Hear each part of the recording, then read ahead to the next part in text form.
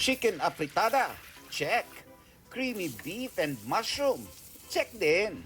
Kahit tinolang manok, check na check din.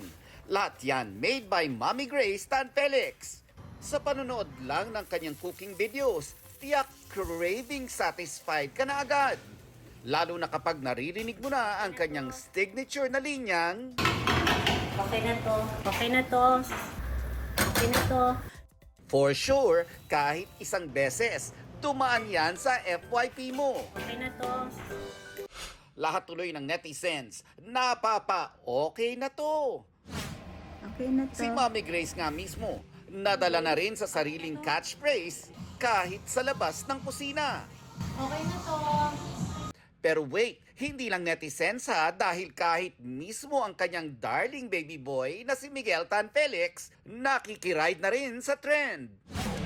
Sa kabila kasi ng maaksyong tagpo sa series na mga batang riles, may kakwelahan din pala si Kidlat Este, si Miguel on set. Okay na to.